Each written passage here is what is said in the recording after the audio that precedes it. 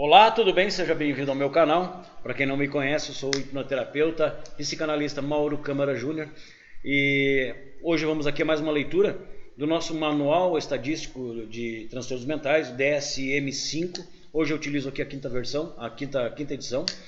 E assim como os outros vídeos, né, desse processo de leitura que a gente está fazendo, eu vou ler com vocês acompanhando aqui a imagem da página, né, do transtorno, para que vocês possam acompanhar, e fazendo onde eu achar necessário, fazendo comentários. Lembrando que essa é a primeira parte da formação. Então esse é o primeiro vídeo onde a gente analisa e superficialmente a gente comenta os transtornos mentais. Posteriormente aos alunos da minha formação, a gente analisa com mais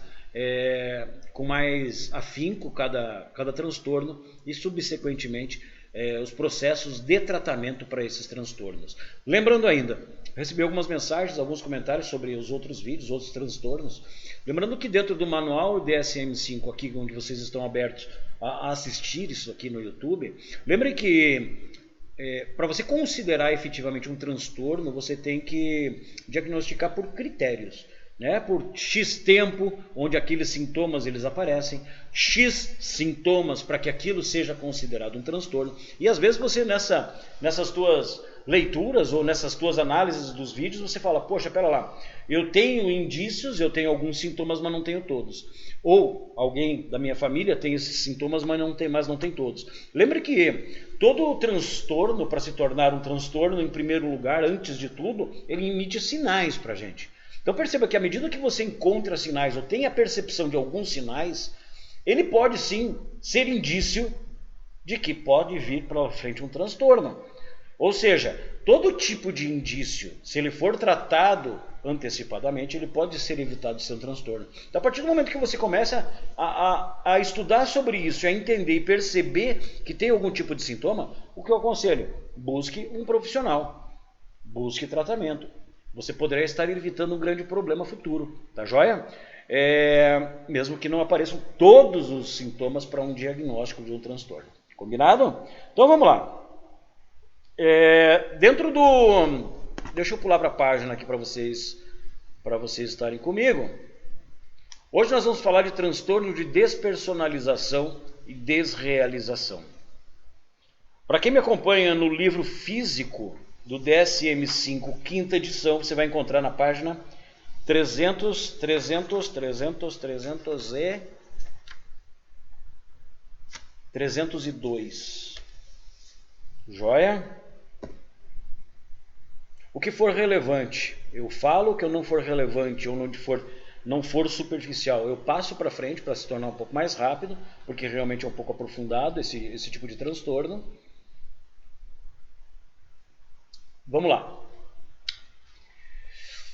Só para que conste aqui também, eu não vou toda vez que tiver escrito transtorno de despersonalização, desrealização, falar a palavra completa, ok? Quando nós falarmos a palavra transtorno ou deste transtorno, a gente já sabe que é despersonalização, desrealização. Combinado?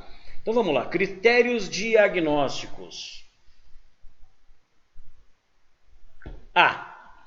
Presença de experiências persistentes ou recorrentes de despersonalização, desrealização ou ambas, uma, outra ou as duas.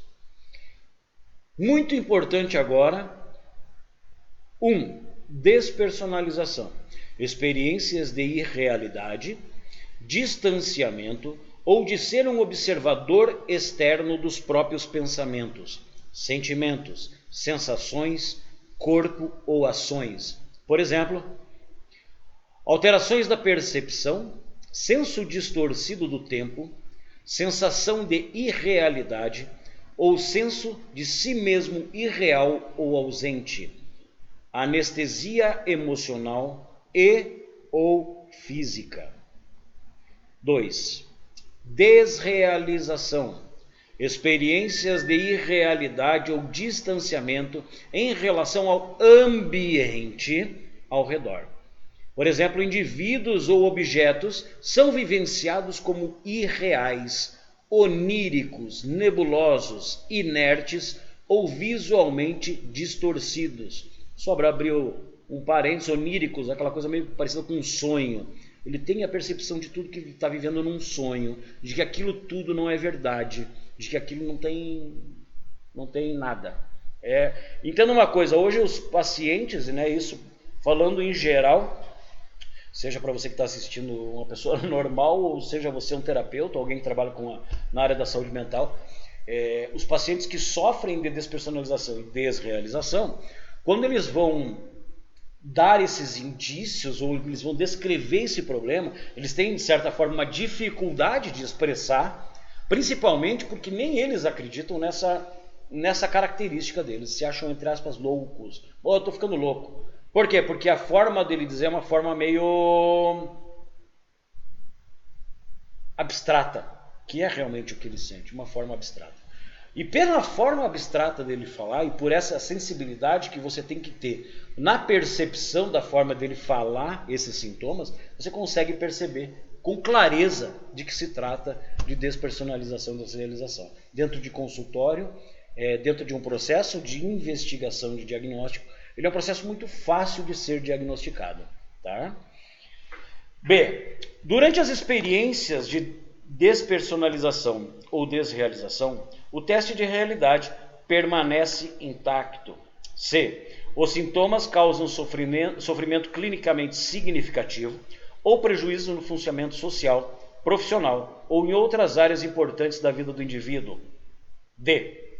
A perturbação não é atribuível aos efeitos fisiológicos de uma substância, seja a droga ou medicamento, ou outra condição médica, por exemplo, convulsões. Essa parte aqui é muito importante, né? Para a gente ter esse diferenciamento. Eu estou tendo visualizações de que está tudo se mexendo, está tudo distorcido. Pô, o cara tomou um ácido, ele vai ver tudo distorcido. Eu tenho a minha sensibilidade diferenciada. Acho que nós vamos ver mais aqui na frente as diferenças, né? as alterações auditivas, visuais que provocam esse tipo de transtorno, que podem ser semelhantes, por exemplo, a um êxtase ou ao uso de cannabis. Então você vai perceber que a constatação do diagnóstico de transtorno, eles têm que estar separado do uso da droga, né? Ou seja, a pessoa não usa a droga e ele tem esse problema. Joia? E a perturbação não é mais bem explicada por outro transtorno mental, como esquizofrenia, transtorno de pânico, transtorno depressivo maior, transtorno de estresse agudo, transtorno de estresse pós-traumático ou outro transtorno dissociativo. Olha, eles não estão conectados. Porém, existem estudos, eu acho que, se eu não me engano, aqui dentro do DSM tem estudo desse transtorno, a gente vai perceber que eles podem se transformar como comorbidades, essas comorbidades em relação ao processo do transtorno de desrealização, até despersonalização e desrealização, tá? Eles podem aparecer subsequentemente, mas eles não estão interligados na fase inicial. Parte 2, características de diagnóstico, importante. Os aspectos essenciais do transtorno de despersonalização e desrealização são episódios persistentes ou recorrentes de despersonalização, desrealização ou ambas. Episódios de despersonalização são caracterizados por um sentimento de irrealidade, um distanciamento ou estranhamento de si mesmo como um todo, ou de aspectos de si mesmo. O indivíduo pode sentir-se distanciado do seu próprio ser como um todo. Por exemplo, não sou ninguém, não tenho identidade. Essa pessoa pode também sentir-se subjetivamente distanciada de aspectos de si mesmo, incluindo sentimentos. Por exemplo, hiperatividade, sei que tenho sentimentos, mas não consigo senti-los. E a nível de pensamentos, meus pensamentos não parecem meus. Cabeça vazia. O corpo inteiro ou partes do corpo, ou sensações, por exemplo, toque, propriocepção, fome, sede, líbido. Pode haver também sensações de perda de domínio das próprias ações. Por exemplo, se sentir como um robô, autômato, perda de controle da fala e dos movimentos. A experiência de despersonalização pode às vezes envolver uma cisão do senso de si mesmo, como uma parte observando e outra participando. Fenômeno conhecido como experiência extracorpórea, em sua forma mais extrema. O sintoma unitário de despersonalização consiste em diversos fatores sintomáticos: experiências corporais anômalas, irrealidade de si mesmo e alterações perceptuais, anestesia emocional ou física e distorções temporais com recordação subjetiva alterada. Episódios de desrealização são caracterizados por um sentimento de irrealidade ou distanciamento ou estranhamento do mundo como um todo, indivíduos, objetos inanimados ou meio. O indivíduo pode sentir-se como se estivesse entre nuvens, em um sonho ou em uma bolha, ou como se houvesse um véu ou um vidro entre ele e o mundo ao redor. É engraçado essa parte toda que a gente viu aqui em cima, né? Quem provavelmente aqui nunca passou realmente por episódios desse transtorno, ou teve pelo menos sensações, né, onde descreva tudo isso que a gente viu até agora, parece uma coisa meio absurda, né? Uma pessoa se aperceber que está fora do corpo, uma pessoa perceber que dentro dela uma parte pensa e só outra toma atitudes, ou você ter em relação ao teu ambiente alterações, sejam visuais, auditivas, você perceber coisas como inanimadas, a sensação que é comum a gente ouvir, quem passa por esse processo, de você ter um vidro entre você e o mundo, né? Então pessoas que não passam por isso, não tiveram experiências desse tipo, parece uma coisa meio abstrata. Realmente é abstrata, e a pessoa que percebe e sente isso, também sente isso. É isso realmente que transforma isso num transtorno muito complexo a nível mental, porque a pessoa percebe que é uma coisa muito diferente do normal e acaba se achando que é uma pessoa louca, tá? Continuando, o meio pode ser vivenciado como artificial, incolor ou inerte. A desrealização é comumente acompanhada por distorções visuais subjetivas, como visão embaçada, acuidade visual aumentada, campo visual ampliado ou estreitado, dupla dimensionalidade ou achatamento, tridimensionalidade exagerada ou alteração da distância ou do tamanho de objetos, macropsia ou micropsia.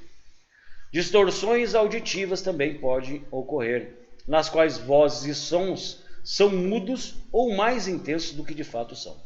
Além disso, requer a presença de sofrimento clinicamente significativo ou prejuízo no funcionamento social, profissional ou em outras áreas importantes da vida do indivíduo, e os critérios C e D e E descrevem diagnósticos de exclusão. Perfeito. Características associadas. Deixa eu ver aqui que alguma coisa que é importante. Vamos lá, indivíduos com este transtorno podem ter dificuldade em descrever os seus sintomas e podem achar que estão loucos ou enlouquecendo. A gente falou ali em cima, né? Porque se torna uma coisa meio abstrata, meio diferente, né? Inclusive para quem passa por isso. Outra experiência comum é o medo de dano cerebral irreversível. As pessoas têm essa percepção desse transtorno e acham que vai se transformar em algo irreversível. Um sintoma que costuma estar associado é um sentido de tempo subjetivamente alterado, mais rápido ou lento demais, bem como a dificuldade subjetiva em recordar vividamente memórias passadas e considerá-las pessoais e emocionais, ou perde a emoção. Em muitos casos também ele acaba perdendo a percepção de que, pelo transtorno, ele não sabe se o que aconteceu é verdade ou se é mentira. É muito normal também pacientes que passam por esse tipo de transtorno confirmarem toda vez aquilo que aconteceu. Aconteceu alguma coisa, ele estar confirmando se aquilo aconteceu ou não, porque ele acaba deixando de acreditar nas suas próprias memórias, ok? Os indivíduos podem sofrer uma ruminação extrema ou preocupação obsessiva. Aqui ó, constantemente obcecado com a dúvida de se realmente existe ou verificando suas percepções para determinar se parecem reais. A nível de prevalência aqui, o que interessa, que eles duram de horas e dias. Esses são sintomas transitórios, duram horas e dias, são comuns na população geral, esses tipos de transtorno que duram horas ou dias. A prevalência em 12 meses do transtorno é consideravelmente menor do que a de sintomas transitórios. É muito comum dentro da população, tá? Isso é uma coisa comum, pessoas que passam por esse sentimento ou essas sensações em questão de horas ou dias, ok? Em termos gerais, aproximadamente metade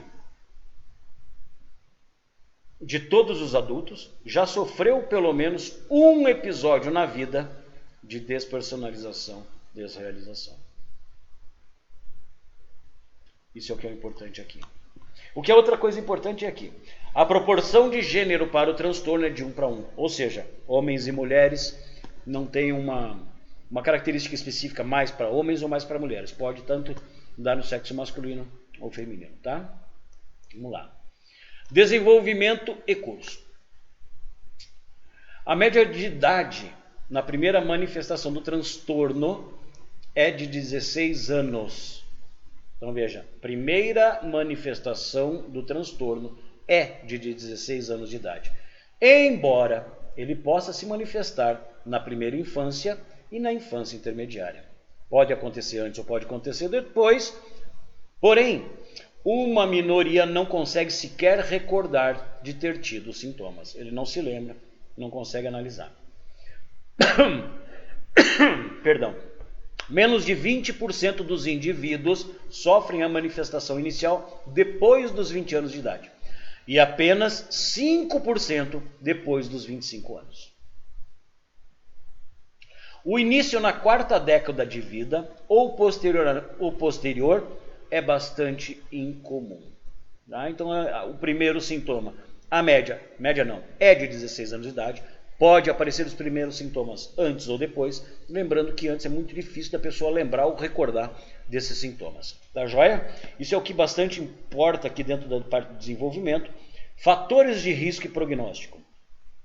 Temperamentais. Indivíduos com esse transtorno, são caracterizados por temperamento orientado para a evitação de danos. Me perdi aqui. Defesas imaturas e esquemas cognitivos tanto de desconexão quanto de superconexão. Defesas imaturas como idealização, desvalorização, projeção e atuação resultam em negação da realidade e má adaptação. Esquemas cognitivas de desconexão refletem inibição emocional e vergonha e incluem temas de abuso, negligência e privação. Esquemas de superconexão envolvem prejuízo da autonomia e incluem temas de dependência, vulnerabilidade e incompetência.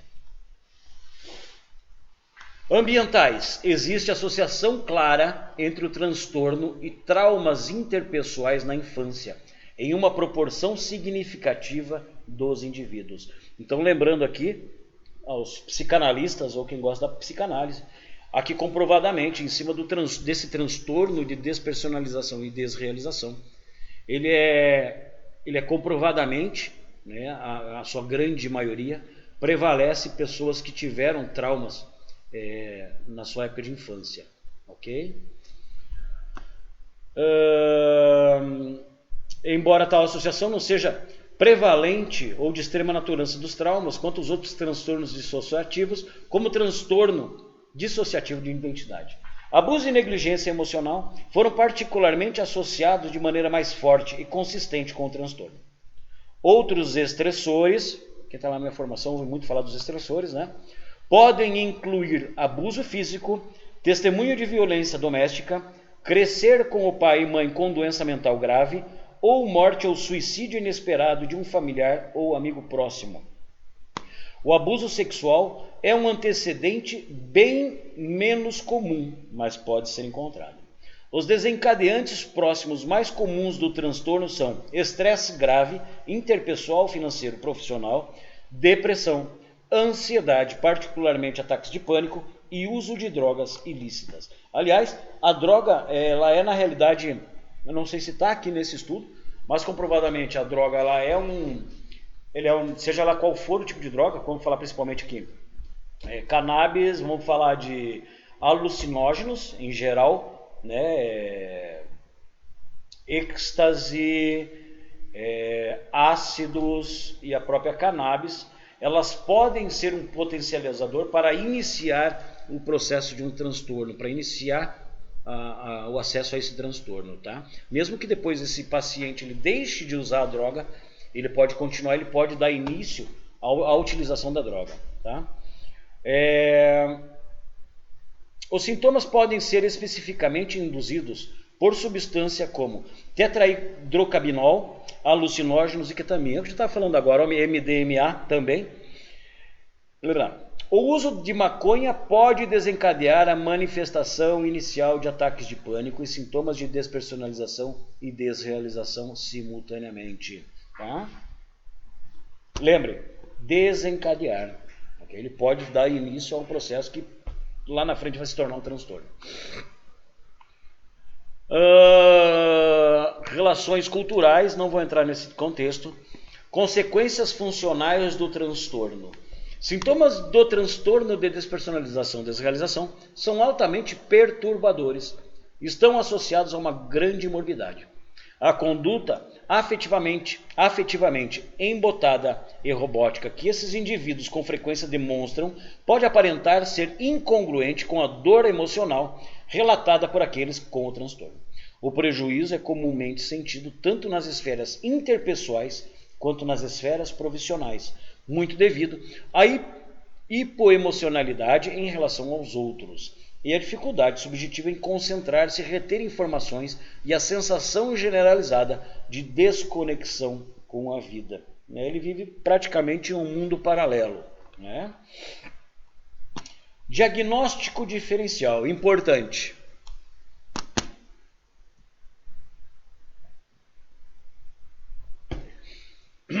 Transtorno de ansiedade de doença. Embora indivíduos com transtorno de despersonalização, desrealização, possam apresentar queixas somáticas vagas, bem como temor de dano cerebral permanente, o diagnóstico desse transtorno é caracterizado pela presença de uma constelação de sintomas típicos de desrealização e despersonalização e pela ausência de outras manifestações do transtorno de ansiedade de doença. Transtorno depressivo maior. Também a gente tem aqui, eu acho que eu não subi ainda, mas eu vou subir, o nosso vídeo especificamente falando sobre esses transtornos, tá? Cada um deles nós vamos analisar dentro do DSM-5 mais profundamente. Transtorno depressivo maior. Sentimentos de insensibilidade, anestesia, inércia, apatia de estar em um sonho não são incomuns em episódios depressivos maiores. Entretanto, no transtorno de despersonalização e desrealização, esses sintomas estão associados a outros sintomas do transtorno. Se esse transtorno preceder claramente o início de um transtorno depressivo maior, ou claramente continuar depois da solução, o diagnóstico de transtorno de despersonalização e desrealização se aplica. Tá? Não confundir isso. Às vezes você tem sinais do transtorno de desrealização e despersonalização, mas ele não é o transtorno especificamente. Ele é um sintoma direcionado por causa de outro tipo de transtorno. E às vezes você pode ser confundido, tá? Transtorno obsessivo compulsivo, TOC. Alguns indivíduos com transtorno de despersonalização, desrealização, podem tornar-se excessivamente preocupados com a sua experiência subjetiva ou desenvolver rituais de verificação do estado dos sintomas. Lembra o TOC? Para quem tem o TOC, para quem tem a experiência de desenvolver, né, as suas preocupações para saber se aquilo está certo, daquele ponto exato, deixar tudo da mesma forma, né? Ou seja, a pessoa que sofre de desrealização e despersonalização, ele tem, com o tempo, a possibilidade dele querer comprovar se aquilo é verdade ou mentira. Né? Ou seja, eu vou deixar o meu celular, vou deixar ele aqui. E depois ele volta lá para comprovar. Então ele começa a ter os toques, ele pode desenvolver o toque, que é uma forma dele poder fazer a comprovação das realidades dele. Tá?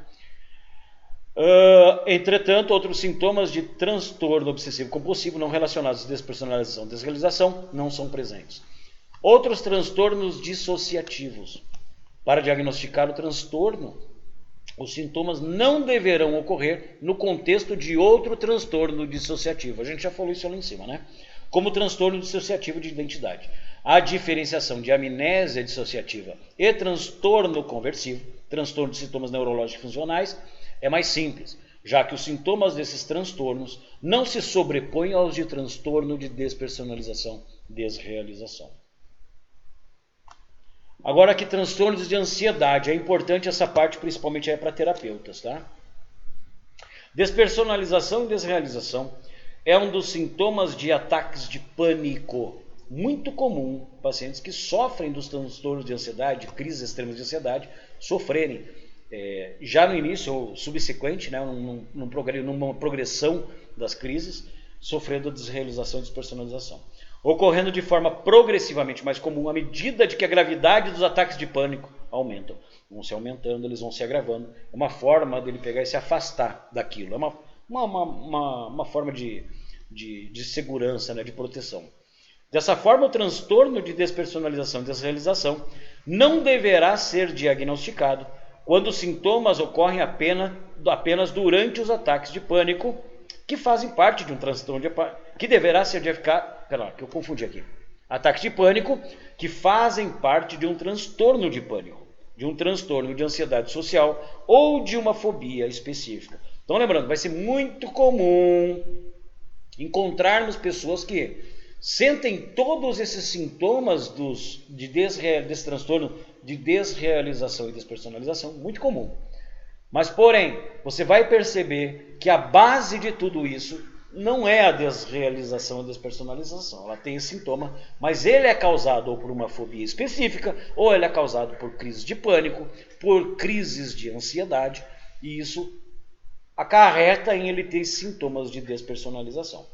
E quem está comigo, quem estuda comigo, percebe que quando a gente fala dessa característica, quando a gente identifica na investigação a desrealização, despersonalização, como uma subjacente às crises de ansiedade e fobias, você trata aqui o problema base, né, a raiz do problema, e o restante ele some. Tá? Ou seja, você não vai diagnosticar só porque esse paciente tem aqueles transtornos. Você identificando o transtorno de crises de ansiedade, você vai tratar a crise de ansiedade e vai sumir esse transtorno de despersonalização e desrealização. Lembrando que no caso de crise de ansiedade, como ele falou, pânicos, fobias específicas, etc., você tem os sintomas de desrealização e despersonalização, e não o diagnóstico. Tá joia? Transtornos psicóticos. A presença de um teste de realidade intacto, especificamente... Está faltando um pedacinho aqui, né? Deixa eu voltar na minha página aqui, que pode ser que seja importante essa palavra aqui. Transtornos psicóticos. Transtornos de ansiedade. Transtornos psicóticos. Deixa eu botar na luz aqui. A presença de um teste de realidade intacto, especificamente com relação aos sintomas de despersonalização, desrealização, é essencial para diferenciar esse transtorno de transtornos psicóticos. Esses raros casos, a esquizofrenia com sintomas positivos pode representar um desafio diagnóstico quando delírios nihilistas estão presentes. Por exemplo, o indivíduo pode relatar que está morto ou que o mundo não é real. Isso pode ser tanto uma experiência subjetiva de que o indivíduo sabe, o que não é verdadeiramente quando uma convicção delirante. Então perceba que ele vem com uma explicação sobre o que ele sente, e às vezes é difícil você perceber até que ponto que ele percebe que aquilo é um delírio ou não. Existem vários transtornos, esquizofrenias e outros, onde a pessoa ela acredita naquilo. Ela tem a percepção de que o mundo não é verdadeiro, ele fala o mundo não é verdadeiro e ele acredita exatamente naquilo. Diferentemente desse diagnóstico do transtorno de desrealização, despersonalização, onde ele tem a percepção, ele sente, ele tem essa percepção de que não tem essa consciência do mundo real ou do irreal, mas ele tem essa consciência. Tá? Então esse é o grande X da questão, e eu acho que dentro desse processo é o mais difícil, é você saber diferenciar e diagnosticar esse processo de desrealização, despersonalização com outras patologias, onde você tenha essa confusão mental entre real e irreal. Tá? Transtornos induzidos por substância e medicamento. Uma coisa que eu bato muito na tecla, e vale a pena que falar aberto também, eu dentro dos meus diagnósticos, bato muito que hoje o diagnóstico, um processo de investigação e diagnóstico bem feito é essencial para o curso de um tratamento bem feito, para que você possa alcançar os objetivos. Então é muito comum hoje você ter pacientes que buscam principalmente terapia, né? Essa terapia mais aberta, onde muitas pessoas estão se formando, aprendem sim muitas técnicas que realmente ajudam muitas pessoas. Porém, quando a gente começa a falar de um trabalho um pouco mais clínico, um pouco mais avançado, onde você necessita buscar causas de problemas, né? Você encontrar realmente uma fobia, você tem uma fobia, legal, trata a fobia. Mas o que aquela fobia acarreta em volta, ou o que ela proporciona a nível de experiências pós-fobia, comportamentos cognitivos. Então perceba que quando você começa a ter um processo de investigação mais aprofundado, você consegue analisar com mais clareza para onde você vai encaminhar o teu tratamento. Uma das características é os remédios. Né? Então hoje, pessoas que vêm já de pré-diagnóstico, já vêm de tratamentos, normalmente vêm com remédios. Muitos remédios hoje eles podem provocar esses tipos de sintomas. Então é muito importante você entender, perceber até que ponto você está tentando tratar uma coisa que você não vai conseguir realmente tratar. Por quê? Porque a pessoa lá atrás está tomando um remédio que ela proporciona aqueles sintomas. Transtornos induzidos por substâncias e medicamento. A despersonalização, desrealização, associada aos efeitos fisiológicos de substâncias durante a intoxicação aguda ou durante a abstinência, não é diagnosticada como transtorno de despersonalização, desrealização.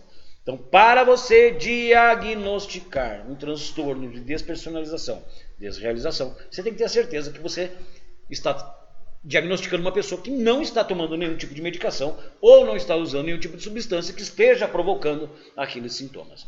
Tá? E ainda fala aqui justamente também a parte das drogas, aqui embaixo.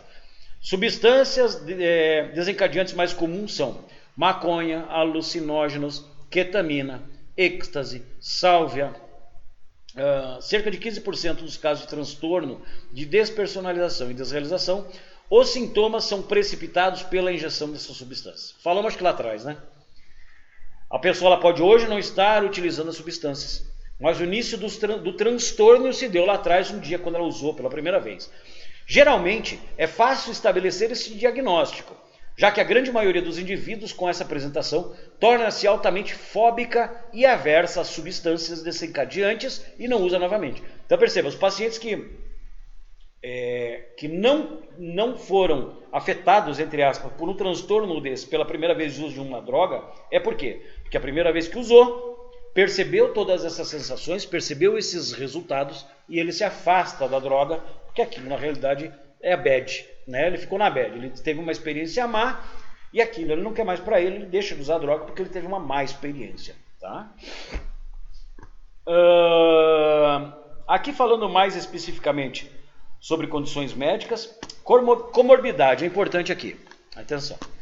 Em uma amostra por conveniência de adultos recrutados para uma série de pesquisas de despersonalização, foi comum a presença do transtorno depressivo unipolar e transtornos de ansiedade comórbidos, uma proporção significativa da amostra sendo afetada por ambos os transtornos. A comorbidade com transtorno de estresse pós-traumático foi baixa. Os 3 transtornos da personalidade que mais ocorreram de forma concomitante foram a evitativa, borderline e obsessivo-compulsiva. Joia? Bem, o que a gente pode tirar de lição aqui dos nossos transtornos de despersonalização e desrealização? Para você que achou alguma semelhança, você passa por algum tipo de experiência como as que foram descritas aqui, ter atenção, atenção ao tempo que isso acontece. É comum? Não é comum? Perceba que tudo é um processo também muito de autoanálise. E dentro desse processo de autoanálise, você tendo essa sensibilidade que você sente essas coisas, você buscar um profissional, pode me procurar aqui se você preferir, buscar um profissional para fazer um processo de avaliação, um processo de investigação e diagnóstico, para que você tenha certeza se isso não pode estar sendo encaminhado para um transtorno de despersonalização e desrealização. Aos terapeutas e aos profissionais, se você ainda não se deparou com um transtorno desse, quando você se deparar, a atenção que você vai ter que ter. Por quê? Porque esse transtorno ele é fácil de você perceber. Você consegue perceber com clareza a forma com que o teu paciente irá falar essas sensações. Então você consegue perceber.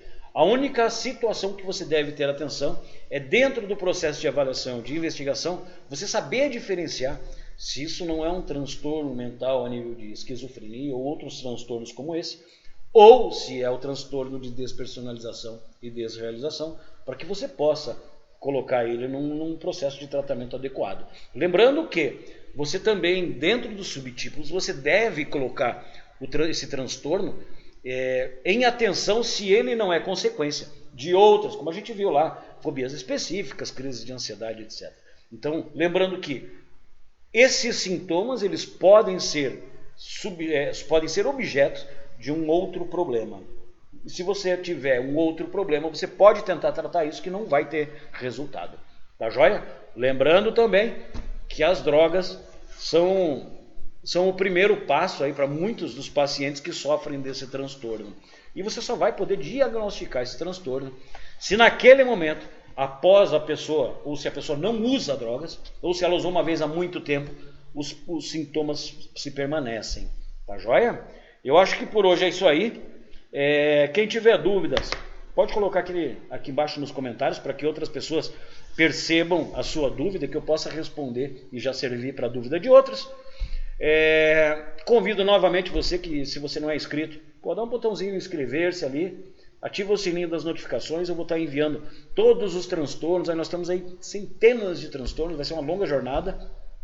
Se você gostou desse material, se você é terapeuta, quer se aprofundar em processo de investigação e diagnóstico, tratamento, quando a gente fala de tratamento nas minhas formações, a gente vai falar dentro do processo de psicoterapia, vários processos de psicoterapia, muitos desses processos, muitos desses transtornos, não é somente a hipnose, não é somente a hipnose clínica, ou a conversacional, ou a hipnose direta que vai resolver, você tem que ter um trabalho adjacente com psicoterapia para que sejam resolvidos, tá? Muitos dos transtornos, infelizmente, tem que ser acompanhado também com um psiquiatra. Então você precisa ter esta definição, você precisa ter essa bagagem, esse conhecimento, para saber até que ponto você pode fazer o teu trabalho sozinho, aonde você não pode fazer o teu trabalho sozinho, onde você precise de mais pessoas e as ferramentas adequadas para proporcionar o tratamento eficiente para os seus pacientes. Tá joia? Espero que vocês tenham gostado e até a próxima. Até já.